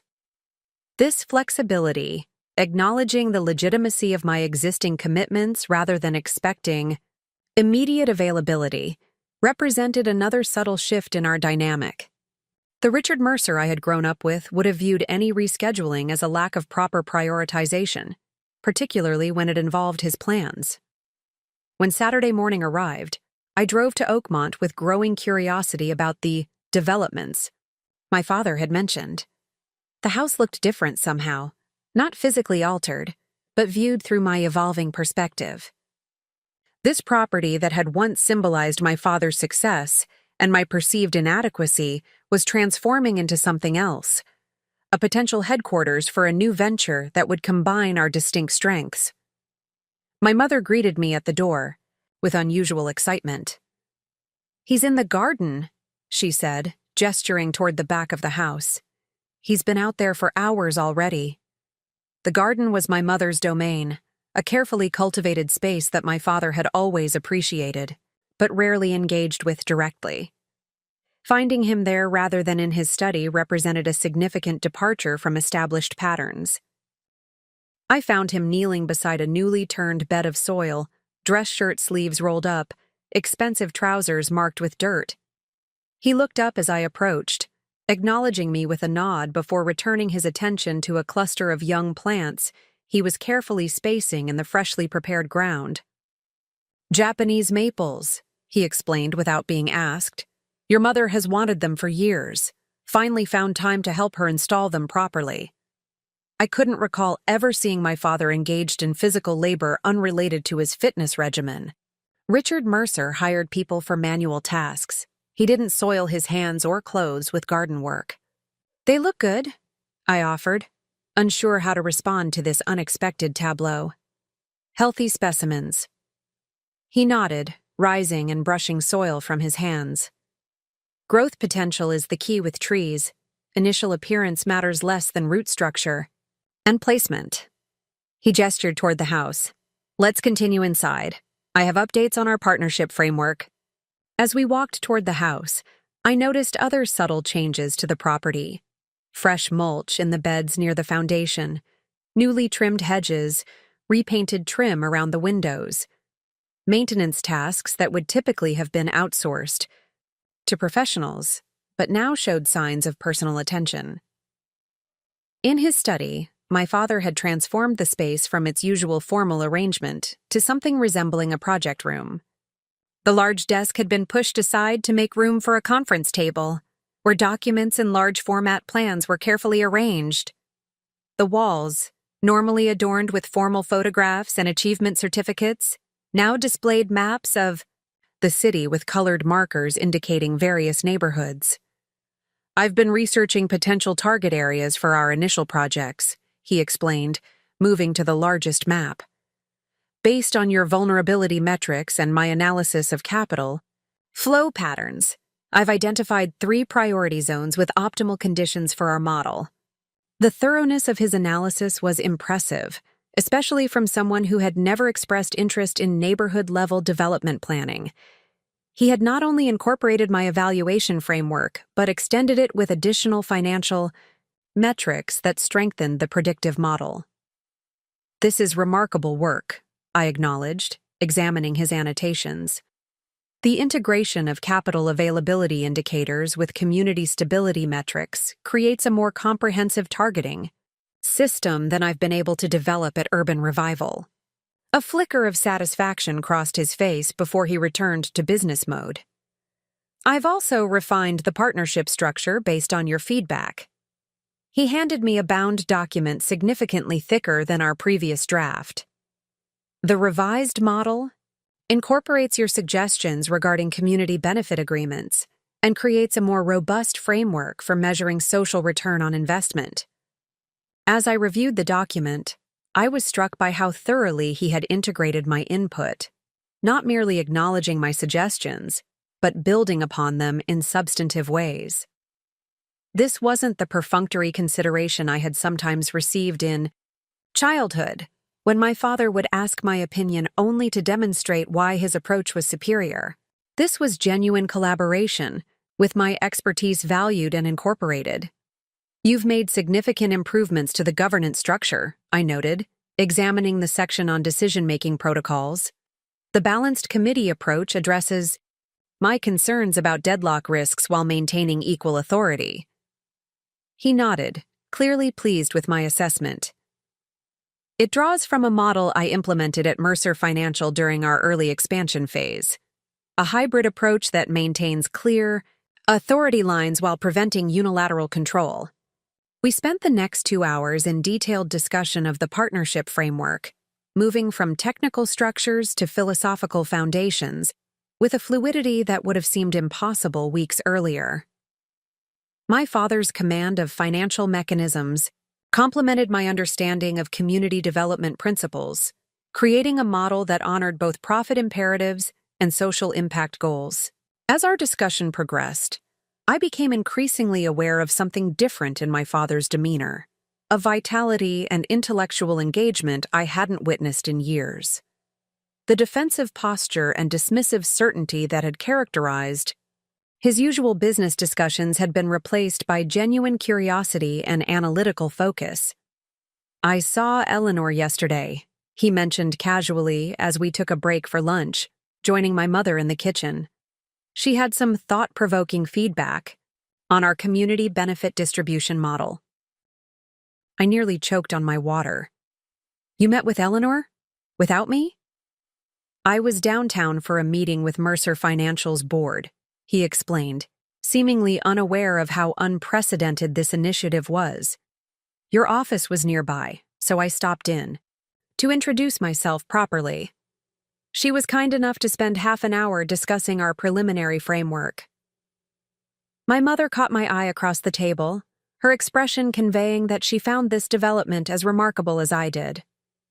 Richard Mercer, voluntarily seeking input from someone he had previously dismissed as an idealistic do-gooder, represented a seismic shift in his approach. "Eleanor is brilliant," I said carefully. "What did she think of our model?" She identified several areas for improvement, he acknowledged without defensiveness, particularly regarding community representation in the decision-making process. "I've incorporated her suggestions in the revised governance structure."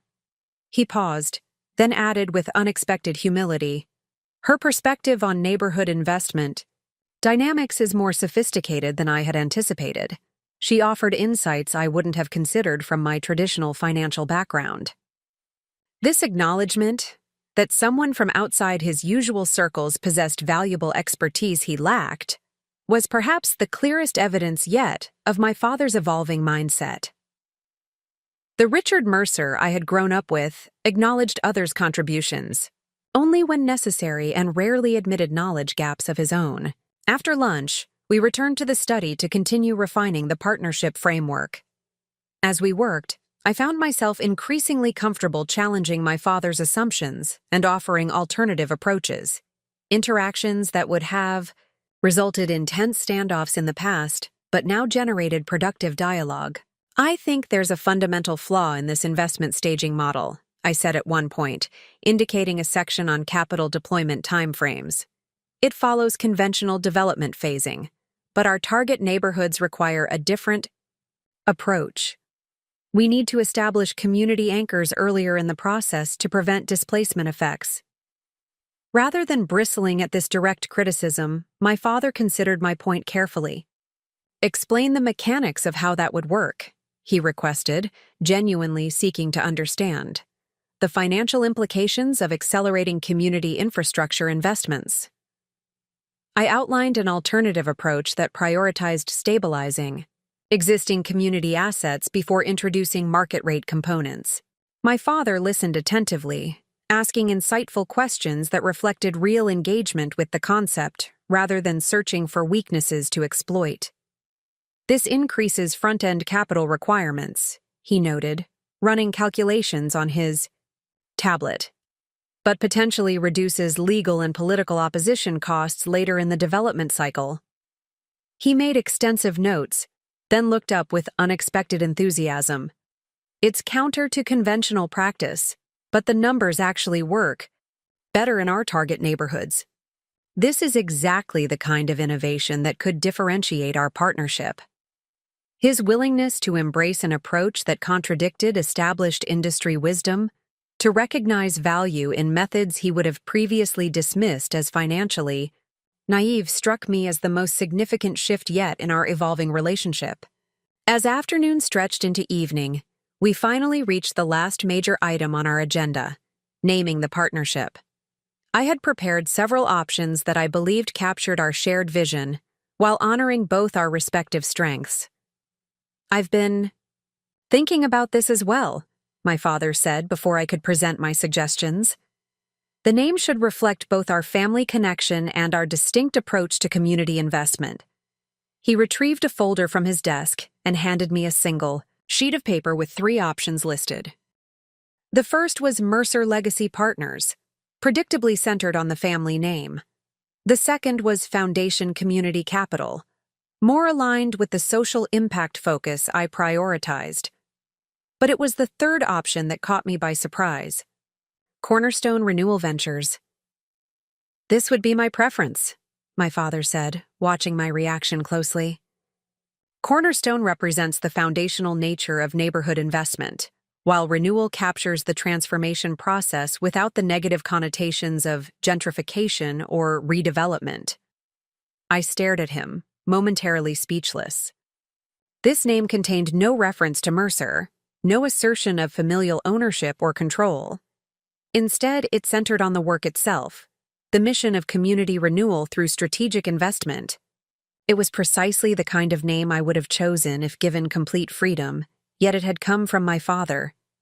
"I think it's perfect," I said finally. "It captures exactly what we're trying to build." A look of genuine pleasure crossed his face, not the familiar satisfaction of having his preference accepted, but the deeper contentment of connection through shared vision. "Then Cornerstone Renewal Ventures it is," he declared, extending his hand to formalize our agreement. As we shook hands, no longer the distant professional gesture of our earlier negotiations, but a genuine symbol of partnership, I realized how profoundly our relationship had transformed in the space of a few weeks. From the hierarchical dynamic that had defined our interactions for decades, we had begun evolving toward genuine collaboration based on mutual respect and complementary strengths. This evolution hadn't erased our differences or healed all past wounds. My father remained more focused on financial mechanisms than community relationships. I still prioritized social impact metrics over pure return calculations. But these differences had transformed from sources of conflict to complementary perspectives that strengthened our shared enterprise. As we finished our work and joined my mother for dinner, I recognized that what we were building extended beyond business partnership. We were creating a new foundation for family connection, one based not on authority and compliance, but on mutual recognition of distinct but equally valuable contributions. The house that had once symbolized the distance between us, my father's, achievement that I could never match, was becoming the literal and figurative foundation for a new chapter in our relationship. Its walls, which had witnessed decades of tension and misunderstanding, now contained the blueprints for something neither of us could have built alone. "To Cornerstone," my mother offered, raising her glass at dinner. "May it be everything you both envision." As we toasted our new venture, I caught something in my father's expression I had rarely seen directed toward me. Not just approval or acceptance, but genuine pride. Not pride in a reflection of himself, but in the unique strengths I had developed along my own path. That moment of recognition, more than any business success we might achieve together, represented the true renewal of our relationship, a cornerstone upon which we could build something authentic and enduring. The transition from conceptual agreement to operational reality began with surprising momentum. Within 2 weeks of finalizing our partnership name, my father secured temporary office space in a renovated industrial building downtown, a deliberate departure from Mercer, Financial's imposing high-rise headquarters. The open concept loft with exposed brick walls and abundant natural light represented a physical manifestation of our new approach, transparent, accessible, and integrated with the urban fabric rather than towering above it. "What do you think?" my father asked as he led me through the space for the first time. The question itself reflected our evolving relationship. Richard Mercer genuinely seeking my opinion rather than presenting a fait accompli. "It's perfect," I replied, appreciating the symbolism as much as the practical layout. The central workspace promotes collaboration, while the conference areas provide privacy when needed. And the location is ideal, walking distance to 3 of our target neighborhoods. He nodded, pleased with my assessment. "I had them install additional data infrastructure to support your mapping systems. The building's recently upgraded fiber optic lines should provide the bandwidth you mentioned needing for community demographic visualization." This attention to my technical requirements, anticipating needs I had only briefly mentioned during our planning discussions, demonstrated how seriously he was taking my operational input. The Richard Mercer of the past would have prioritized impressive client-facing facilities over practical work tools. This balance of form and function represented another subtle but significant shift in his approach. As we explored the space, my father outlined his timeline for transferring select assets from Mercer Financial to provide our initial capital base. The process was more complex than I had anticipated, requiring careful navigation of fiduciary obligations to existing investors, while establishing our new entity's independence. "The board has approved the spin-off of our community development portfolio," he explained, showing me the transaction structure he had developed. "These assets align with Cornerstone's mission and represent approximately $20 million in deployable capital. Combined with the properties you're contributing, we'll have sufficient scale for institutional credibility while maintaining the agility of a boutique firm. The financial architecture was impressive, preserving value while creating new potential through strategic recombination. While I had developed expertise in project-level financing, my father's mastery of large-scale capital structures provided capabilities I couldn't have accessed independently. "What about your remaining responsibilities at Mercer Financial?" I asked, aware that he was still technically CEO of the struggling firm. A shadow crossed his face, the first indication of vulnerability I had seen since our partnership discussions began. "The transition plan is progressing. Wilson Bradford from the Chicago office is stepping in as interim CEO while the board evaluates long-term leadership options." The careful phrasing couldn't disguise the reality. My father was being sidelined from the company he had built. While our partnership offered a new direction, the loss of his primary professional identity represented a profound personal challenge. "How are you feeling about that shift?" I ventured, testing the boundaries of our newly established openness. He didn't answer immediately, moving to the window to gaze at the city skyline where Mercer Financial's headquarters dominated the view. 35 years, he said finally. "I built that company from nothing, made thousands of decisions that shaped its growth. Letting go is—" He trailed off, searching for words to express emotions he typically suppressed. "Complicated," I suggested. "Both an ending and a beginning." He nodded, appreciation flickering across his features at my understanding rather than judgment. "Precisely. There's loss, certainly. But also—" He hesitated, then admitted something I would never have expected from Richard Mercer. "Relief." The constant pressure to maintain growth trajectories, to project unwavering confidence regardless of market conditions, it became exhausting. This glimpse of my father's inner experience, the toll of sustaining the infallible persona he had constructed, created a new dimension of connection between us. For the first time, I could see beyond the imposing figure who had shaped my childhood to the complex human being navigating his own challenges and uncertainties. "Cornerstone offers something different," I observed. "Success metrics beyond quarterly earnings reports. Impact that extends beyond shareholder returns." "That's part of the appeal," he acknowledged. "Building something with lasting value rather than chasing market fluctuations." He turned from the window, composure restored. "But enough reflection. We have implementation targets to meet. The first neighborhood assessment team starts field research on Monday." The following weeks unfolded, with remarkable productivity as Cornerstone transitioned from concept to operation. My father approached the launch with the same meticulous attention to detail that had characterized his work at Mercer Financial, but with a new openness to collaborative input that transformed the process. Each morning began with a strategy session where we coordinated our distinct responsibilities, my father handling capital structure and investor relations, while I managed community engagement and project design. The division leveraged our respective strengths while creating natural integration points for cross-functional learning.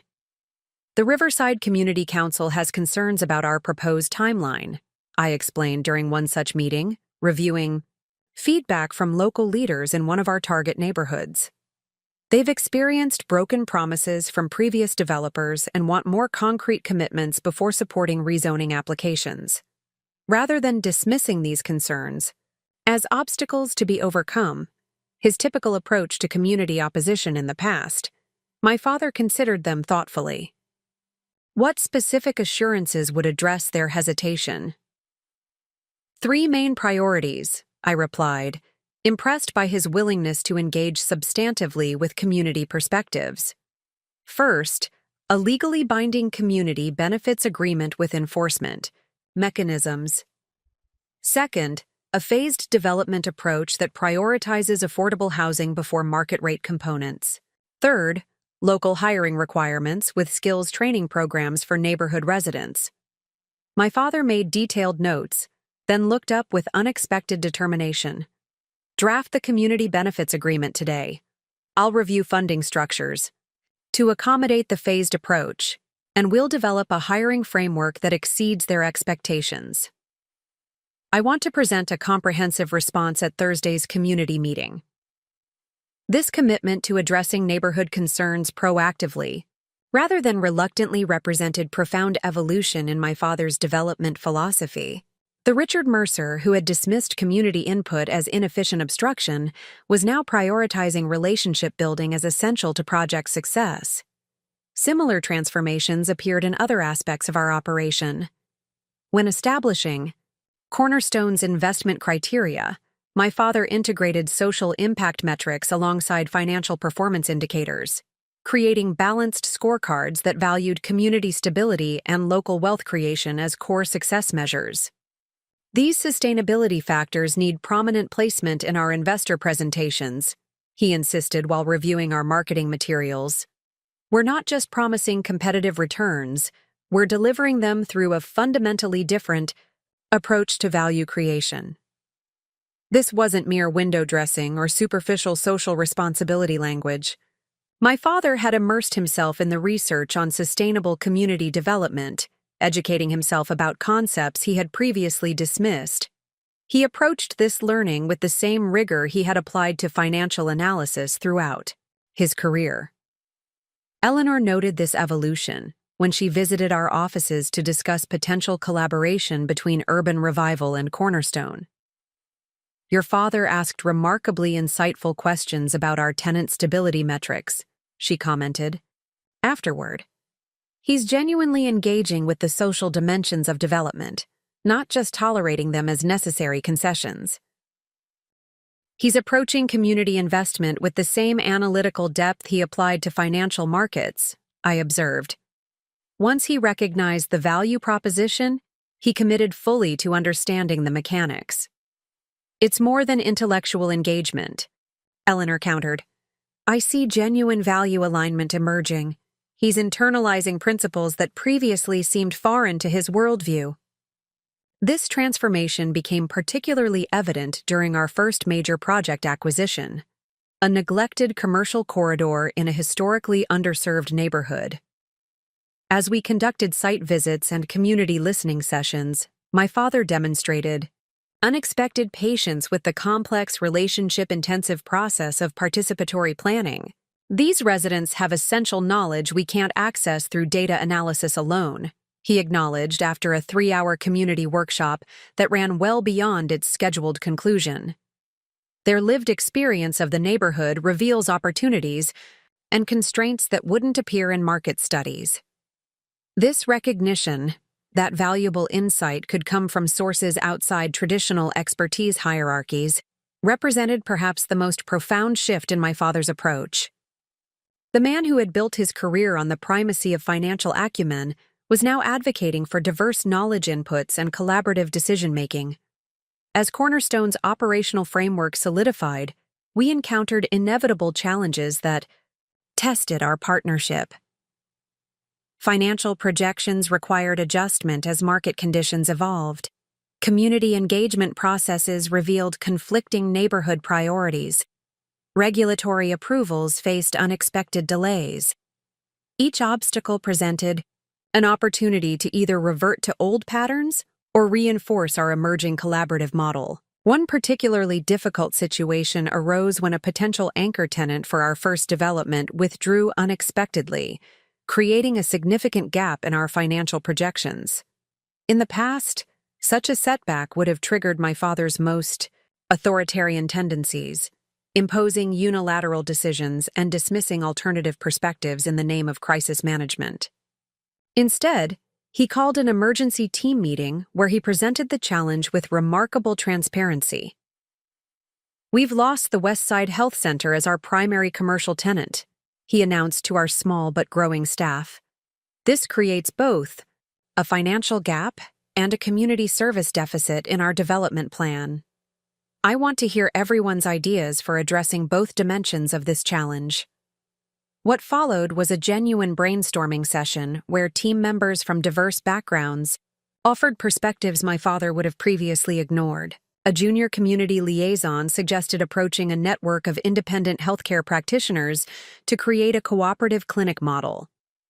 our sustainability coordinator identified potential grants for community health infrastructure that could offset development costs. My father listened attentively to each suggestion, asking clarifying questions without judgment and building connections between complementary ideas. These approaches have merit, he acknowledged after everyone had contributed. Nathan and I will integrate them into a revised strategy. Thank you for your thoughtful input. Later, reviewing potential solutions in private, my father reflected on the process with surprising self-awareness. 10 years ago, even 1 year ago, I would have dictated a solution and expected immediate implementation. No discussion, no alternative perspectives. What changed? I asked, genuinely curious about his internal evolution. He considered the question carefully. Experience, partly. I've seen the limitations of that approach, how it creates superficial compliance but inhibits innovation and commitment. He paused, then added with unusual candor, "And watching you lead differently at Urban Revival. Your collaborative style initially struck me as inefficient, but the results speak for themselves. Your teams demonstrate extraordinary dedication and creativity because they have genuine agency." This acknowledgement, that he had learned from my leadership approach rather than dismissing it, represented perhaps the most profound shift in our relationship. The hierarchy that had defined our interactions for decades had truly begun to flatten, creating space for mutual influence and reciprocal growth. As Cornerstone approached the groundbreaking for our first major project, my father surprised me with an unexpected proposal. "I think you should lead the public presentation at the ceremony." Really? I had assumed he would want to maintain the visible leadership role, particularly for milestone events that would draw media attention. "You've built the community relationships that made this project possible," he explained. "The residents trust your commitment to their priorities, and frankly, you articulate our vision more authentically than I can at this stage." This willingness to step back from the spotlight, to recognize that effective leadership sometimes means empowering others to represent the work, demonstrated genuine evolution in my father's understanding of his role. The man who had always insisted on central positioning was now prioritizing project success over personal recognition. As I prepared my remarks for the groundbreaking ceremony, reviewing our journey from concept to implementation, I reflected on the parallel transformation of our partnership and the neighborhood we were helping to revitalize. Both had required letting go of limiting past patterns, building on existing strengths, and creating new possibilities through thoughtful collaboration. The implementation phase of Cornerstone had revealed something I hadn't fully anticipated: my father's capacity for growth and adaptation in his 7th decade of life. The rigid, authoritarian businessman was evolving into a more nuanced leader who could integrate multiple value systems and empower diverse contributions. This transformation didn't erase our differences or heal all past wounds, but it created a foundation for something neither of us had experienced before: a genuinely reciprocal relationship where each of us could learn from and be changed by the other's unique strengths and perspectives. Up next, you've got 2 more standout stories right on your screen. If this one hit the mark, you won't want to pass these up. Just click and check them out, and don't forget to subscribe and turn on the notification bell so you don't miss any upload from us.